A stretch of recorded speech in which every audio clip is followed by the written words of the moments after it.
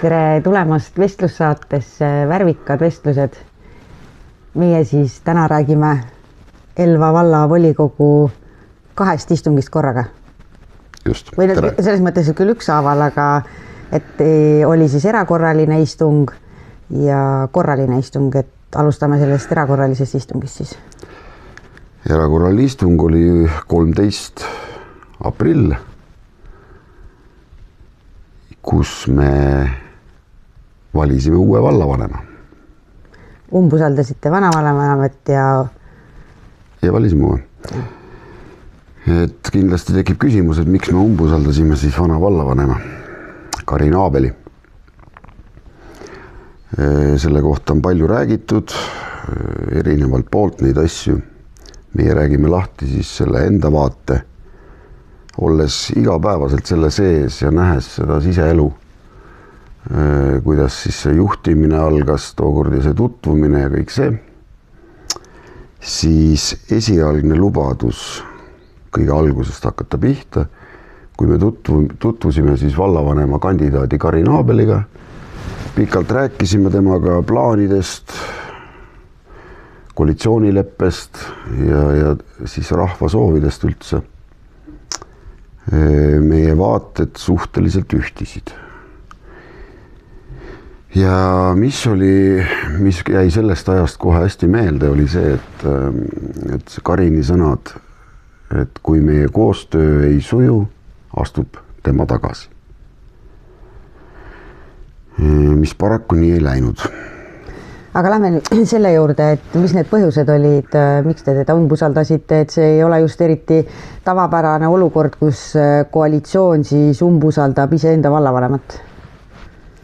Jah, kui nüüd tavapärane või mitte, põhjused on olulised siinkohal, et Karin ise toob välja peapõhjuseks Palupära kooli ja selle jätkamise siis võimalikkuse või mittevõimalikkuse.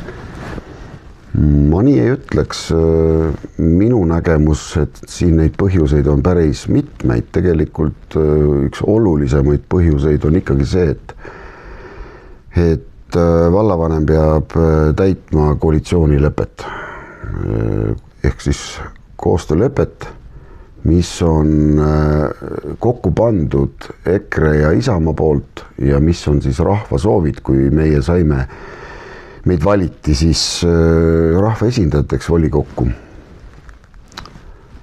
Ja kui neid asju ei täida, siis ei ole rohkem rääkida. Seal mitmed, ma võin nüüd välja tuua mõned asjad siin. Esimene kokkulepe oli, et me vaatame üle finantsjuhtimise poole, mis oli Karini arust väga mõistlik ja vajalik samm. Seda ei juhtunud, vaid juhtus see, et paraku hakkasid teatud ametnikud mõjutama siis värsket vallavanemat või siis kuulas vallavanem nende soovitusi ja kuidagi nii läks, et lõpuks olid kõik sõbrad. Ametnikud neelasid siis värske vallavanema valla, aga värske vallavanem oligi, vaata, ta ütles ka, et ta ei ole ju ise poliitiline. Ta ütles, ta oli poliitvõhik. Ja, aga siis nagu võib-olla siinkohal siis teeksime selle selgituse ära, et millises kohas siis tegelikult vallavalitsus asub. Ma ei tea, kas mul nüüd on õigetpidi see fotokaamera, videokaamera, aga vahet ei ole. Siin on siis rahvas kõige üleval. Rahvas annab inimestele mandaadi. Mandaadis saab siis, keda valitakse, saab kokku volikogu. Volikogu siis omakorda jaguneb opositsiooniks, koalitsiooniks ja siis koalitsioon valib vallavanema. Vallavanem paneb siis paika vallavalitsuse, vallavalitsusele kuuluvad erinevad osakonnad, kaasa arvatud siis haridustöötajad, et kui me siin ju vaatame, siis tegelikult, kes on kõige tähtsam? Rahvas ju. Rahvast hakkab kõik pihta, maksu maksab ka sellele haridustöötajale palka lõppkokkuvõttes. Jah, ja haridustöötajatest juttu tuli siis umbusaldamise ajal 13. aprill oli vallamaja ees siis selline Karina Aabelit toetav tee joomise üritus ja pirukasöömise üritus. Põnev oli see, et meie tegime mõned aastad tagasi, kui Palupera kooli 3. aste suleti, siis volikogu ees korraldasime tee joomise Palupera kooli kaitseks. Ja seekord oli siis, ma ei tea, kas siis meie järgi tehtud see sündmus. Väga ilus, et seda on märgatud ja seda tahetakse teha, sest olgem ausad, neil on auväärne teine koht, sest meie olime ju Elva linna ja ka valla ajaloos vist esimesed protestikorraldajad nii-öelda, et neil on auväärne teine koht ja ma lasen koera tuppa, ta juba augub liiga kaua. Sa võid edasi rääkida. Jah, võib-olla see erinevus siis oli, et meie seisime Palupera kooli kaitseks ja nüüd tuli välja, et seisti Palupera kooli hävitaja kaitseks, kui otse öelda, sest nii need soovid olid. Aga kui rääkides veel nendest põhjustest, jah, see üks, enne me jäime sinna finantssüsteemi korrastamise juurde, mis välja ei tulnud ka välja Elva teenuste varahalduste selliste allüksuste siis korrastamine või siis struktureerimine. Viimasel volikogul, kus siis osales Karina Aabel, ütles ta enda kaitseks ju väga selgelt välja, et miks me lõhume toimivaid süsteeme. Aga jättes teadmata, et need toimivad süsteemid nii-öelda ei toiminud tegelikult, teenisid vallarahva mitte huve, vaid pigem vastupidi. Vallarahvas pidi ikkagi nendele asjadele korralikult peale maksma.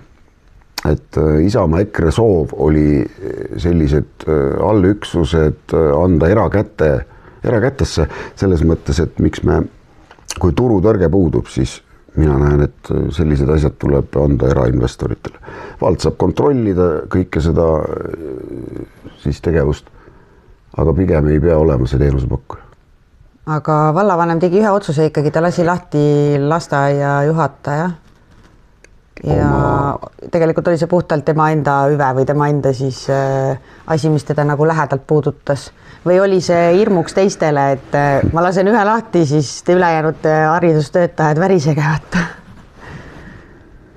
Jah, tema huvi on mitmeid aastad olnud Elva valla käekäigu juures, just need lasteaia pool me oleme tähele pannud, et ta on hästi ikkagi võtnud sõna kuigi palju. Sest tal endal on laps lasteaia. Okei, aga nagu paneb imestama siiski selline asi, et see asi sai tehtud.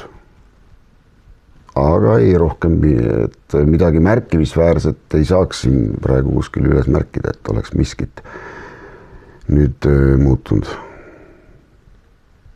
Need otsused, mis me tegime ju varem on tehtud, et koolitoit tasuta lastele ja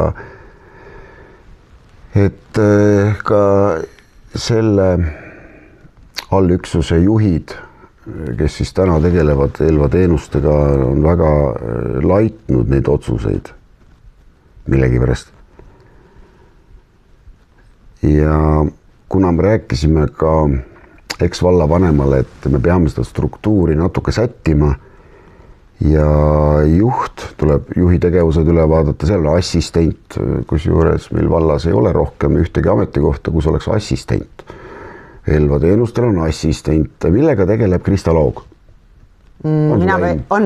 Ta vastab päevast päeva, no mitte päevast päeva, kui on mingid tulisid teemad, siis tema istub päev otsa Facebookis, vastab kommentaaridele ja nii edasi, et see on huvitav, kas see läheb palga sisse või? Et see töö ajal Facebookis istumine, et see on siis kuidagi, äkki see ongi tema töö? Maksumaksja maksab selle kinni. Aga kes siis tööd teeb? Oot sellepärast ongi assistent, jah? No selge. Need asjad tuleks ikka kiiremas korras üle vaadata. Aga kuna meil on uus vallavanem, kes selliste asjadega juba tegeleb ja vaatab neid asju üle ja tutvub kõigega ja täidab koostöö kokkulepet, siis me loodame, et need asjad hakkavad kõik liikuma. Aga me ruttasime mingist asjadega ette juba vist. No selle eks-vallavanemaga mina ütlesin kohe, et olge ettevaatlikud. Sellepärast, et eelmine vallavalitsus ju, nad käisid oma lõunat seal pidamas. No jah, see selleks. Võib-olla me jäime sinna natuke selle volikogu erakorralise istungi juurde ja... No see on väga oluline. Just, ja ka seal väljas toimus see tee joomine. Sina olid seal koha peal. Ja kommentaaridest võis lugeda, et üks seal selle korraldajatest kirjutas Facebooki kuskile kommentaari, et tema meile eetri aega andma ei hakka. Tulen kuidagi räägi. Et me korraldasime siis nii-öelda palagani seal. Ma ei tea, minu meelest kõik, kes me seal 10 inimest meid oli, läksime ka vaatama Palupera kooli hävitajad siis, kuidas toetatakse 10 inimest ja me olime täiesti rahumeelsed, seisime üle tee esialgu ja siis läksime ka vaatama nende paigaldatud ekraani ilusti, kus oli volikogu istung ja siis kui uus vallavanem ära valiti, siis meie 10 plaksutasime, vilistasime, et ikkagi hea uudis ju ja siis meile sealt platsi pealt üks haridustöötaja karjus, minge vaadake oma ekraani. Taskuekraan. Ja selles mõttes, et tuleviku oskuste arendaja, õpetaja, siis kas see on nagu pädev õpetaja, kes keset, tule siis ütle vaikselt, kui sul midagi öelda on või ta karjub keset platsi lihtsalt ja hiljem laamendas siis ka tegelikult Facebooki kommentaariumites mõtlemata. Varem ka vist, jah. Ma olen sõna võtnud päris palju, jah. Jaa. Pole kohane haridustöötajatele. Mina olen podcasti kaagutaja, tere. Rain on võlglane, saage tuttavaks. Ja 3. inimene oli siis mullateaduste ekspert, kes tegelikult on doktorikraadiga inimene ja õpetab Maaülikoolis tudengeid, nii et on mida õppida. Üldiselt oli paljud inimesed mainisid hiljem, et seal toetussündmusel või oli osalenud päris mitmed meie valla haridustöötajad. Et kuidas sulle tundub, et haridustöötajad tulevad protestima vallamaja ette ühtepidi nagu oma tööandja vastu? Maksumaksja, jah. Et paneb imestama nii ühepoolselt. Samas ma saan aru, see on demokraatia, meil on kõik lubatud ja bla, nii edasi selles mõttes. Jaa, okei, ole nagu seal, aga selline käitumine avalikus ruumis ei ole ühele haridustöötajale kohane. Mina näiteks ei soovi, et selline eeskuju oleks minu lastele, kes avalikus ruumis sellisel viisil käitub. Ta võib olla väga hea õpetaja, aga kui ta ei oska ennast talitseda avalikus ruumis, siis mis järglasi me sealt ootame nagu? Jah. Huvitavaid asju juhtub siis. Muidugi mida tahaks rääkida, mitte midagi ei ole siinkohal kogu selle jutuajamise juures isiklikult Karin Aabeli vastu kui isiksuse vastu. Me ei tunnegi teda ju. Jah. Isiksused inimesi. Lihtsalt vallavanema koha peale inimene peab ikkagi aru saama, millega on tegu. Ta peab aru saama, kus on tema koht, kellele ta allub, et see ei ole eraettevõtluses, et mina olen juht ja mina nüüd ütlen, sina teed seda vaata. Et just see sama graafik, mis ma joonistasin siin oma väikeste ketukestega, näitab, et kes on ju kõige olulisem rahvas, mandaat ja volikogu ja siis on meil ju vahel opositsioon, koalitsioon ja siis alles tuleb vallavanem. Sa enne ütlesid, et koalitsioon valib vallavanem, ei vali. No, volikogu, aga koalitsioon nagu ikkagi määrab siis jah, võib-olla see sõna üldse. Samamoodi esitab kandidaadi, see võimalus on alati ka opositsioonile, aga las see olla. Ma tahtsin rääkida... Ajast aega on see niimoodi käinud nagu selles mõttes ju ikkagi... No nii ta tegelikkuses ise ju valivad endale juhi, et mis kui on hääled oleme poliitkorrektsed. Mida ma tahtsin tegelikult rääkida palju tagasisidet on tulnud meile koolidest ja on küsitud nagu, et ja on tekkinud arusaam, et see Palupera kool on nii tohutu kulu ja nii suur kulu number tekib sinna eelarvesse, et eelneva eks-vallavanema sõnade järgi võtab ära see nii suure tüki teiste kooli rahastusest Palupera pidamine, et nemad ei saa siis omale, kas on uut õpetajat vaja või on vaja mingit, üldse rahastuses mingisugust tegevust. Ja kuidagi kogu aeg on tekitatud selline arusaam, et see Palupera kool on üks nagu kivi kaelas tohutute miljonitega. Mõne sõnaga lahti räägitas, siin oli vallavalitsuse üks liige, kes võttis kõvasti sõna, kes oli ka Karini tohutu toetaja, meie üks abivallavanem siis. Endine abivallavanem, jah. Et ta läks meediasse lausa solvama volikogu liikmeid, kui ta ütles, et osad volikogu liikmed ei saa aru, et siin ei aeta nagu oma agendat või oma isiklikke asju. No me ajame oma agendat, mina ajan nii-öelda oma agendat. Mis agenda on sul Palupera kooli, et jääks siis 3. aste, et see on nagu päriselt, see on kogukonna keskus, kui me viime sealt ära 6. klassist alates juba 7. ja mujale, see kool laguneb laiali. See vallavanem on selle välja ütlenud, Palupera koolis, eks-vallavanem on selle ju väga selgelt välja ütlenud. Et 6-klassilisena pole see elujõuline. Ja, et pole elujõuline. Et selles mõttes see on ju täitsa nagu, see agenda on ju liikunud juba selles suunas, et see kool nagu ära kuitutada. Ja vanemad ei saanud ju valida ka seda Palupera kooli, et praegu kui oli see kooli valik, et kuhu ma oma last nagu panna tahan, siis tuli ainult ju ei tulnud Palupera kooli valikusse, et see on ka ju tegelikult teatud koolidesse alguses suunamine, need täis ja siis vaatame, kui üle jääb, siis anname nendele pisikestele ka ju. Minul jääb kõrval vaatama üks selline tõsine probleem tegelikult haridusvaldkonnas meil. Kui lapsevanem täna on olemas ju selles põhimääruses ju sees, et lapsevanem valib endale siis lastele kooli, eks. Aga kui nüüd täna käib tegelikkuses see kooli valimine, siis haridustöötaja valib täna selle kooli nii-öelda kodulähedase kooli. Aga esimene kriteerium on, kus õpib sinu õde või vend. Eks? Põnev. Aga võib-olla mu õde ja vend õpib teisel pool valla otsas, võib-olla elab seal vanaema kuskil, äkki ta käib sinna vanaema. Igasuguseid põhjuseid on inimestel, miks nad panevad lapse kuskile teise võib-olla valla otsa. Võib-olla on see tööl käimise asi on nüüd transpordi mõttes on mõistlik. Nii ühesõnaga tuleb sul järgmine laps, tahab 1. klassi minna, siis haridustöötaja võtab esimeseks kriteeriumiks, kus õpib su õde vend ja määrab sulle selle kooli. Sama näiteks meil oli hea näide Palupera kooliga seotud, kus otsustusvabadus ju tegelikult puudub. Kus inimene elab 200 meetrit koolist ja talle määrati nii-öelda kodulähedaseks kooliks Rõngu ja Elva Terapeedu. Erakool. See on veel erakool teises valla otsad. Kuigi ise elab 200 meetrit Palupera koolist.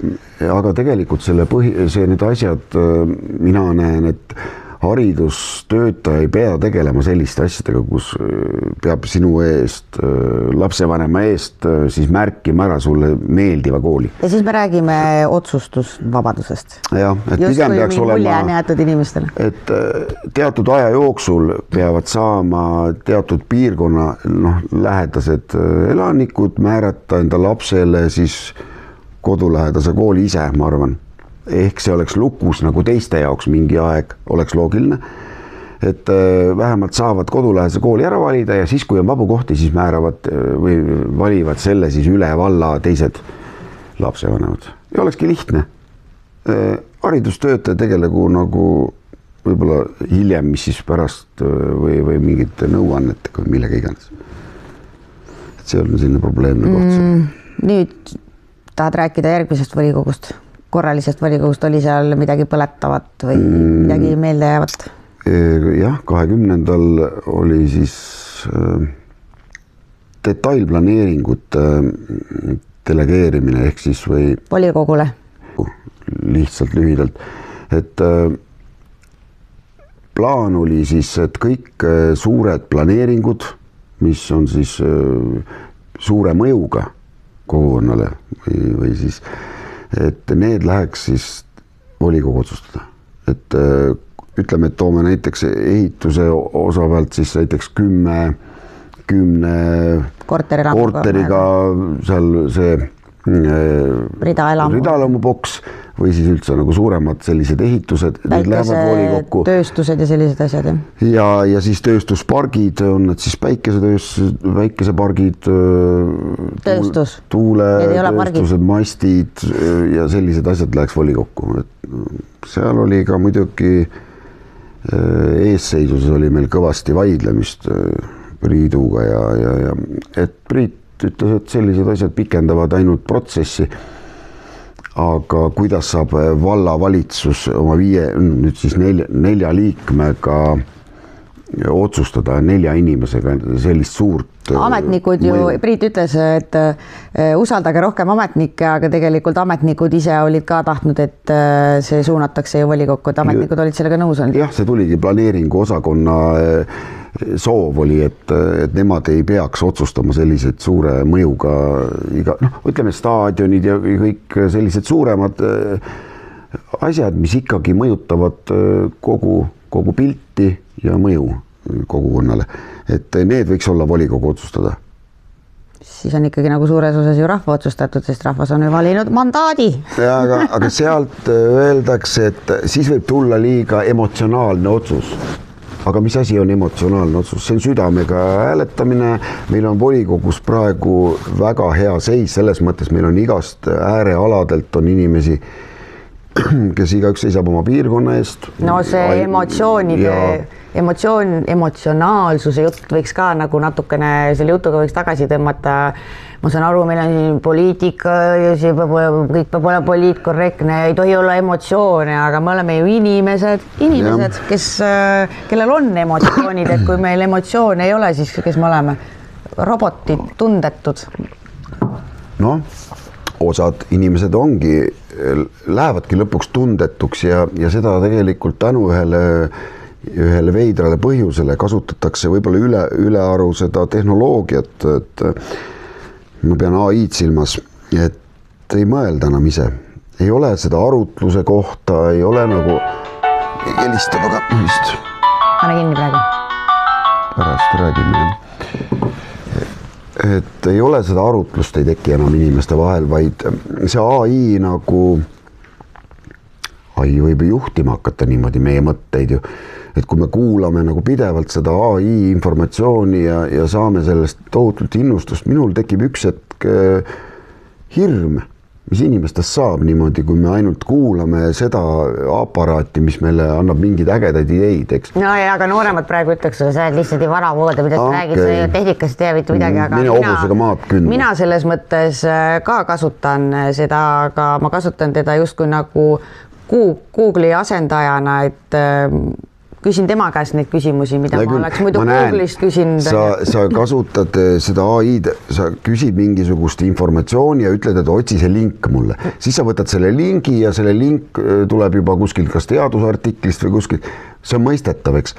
Aga kui hakatakse mingid juba otsuseid küsima ja kaalutlema läbi AI, ja mind häirib see tohutu. No siis ei olegi vaja ju rahvast kaasata, sa oled juba justkui ära kaasanud, on ju, see läbi AI ja selle tunde ennast tekitanud ja siis, jumal hea otsus ju, teeme ära, vaata, AI ju niimoodi ütles, aga kus siis inimesed jäävad, kus jääb see mandaat, on ju, et see on nagu väga ulme ja need AI tekstid on veel nii äratuntavad ja liiga äratuntavad on selles mõttes.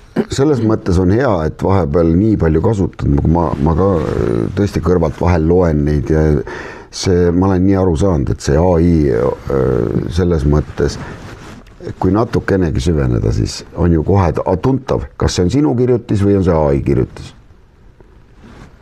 aga nüüd läksime ai juttu veel üle, et kuidas selle volikoguga siis kuidas selle volikogu, et veel on midagi põnevat või lõpetame seekord? Ei oota, meil oli volikogus teemasid veel, ei kirjuta midagi üles, aga no ei, selles mõttes, et kui kedagi väga huvitav, siis ta saab minna Elva laenu võtmine 2 miljonit. Elva valla YouTube'i kanalile saab minna ja vaadata või siis helistada, kui midagi veel volikogud on kõik järele vaadatavad, kõik me teame seda ja teavad ka inimesed juba, et minge aga YouTube'i, pange sinna sisse Elva valla volikogu istungid, mitmes istung ja vaadake järgi ja tundke huvi, mis meie vallas toimub. Häid uudiseid ka sellise tuulisesse ja tormisesse ilma, et mina kõrvaltvaatajana näen, et see on üks paras komöödia. Mis on käinud juba palju varsti 4-5 kuud. Sa pead silmas Palupera kooli, päris mitmed kuud, see kooli teema, mis on väga põletav ja pole ju selgeks saanud kõikidele veel, et mis saab 26-27 aasta õppeaastast ehk siis selle aasta sügisest. Väga selgeid lubadusi on antud. Ja viimased lubadused kõik kinnitavad seda, et täna 6. klass saab jätkata 7. klassina ka Paluperas.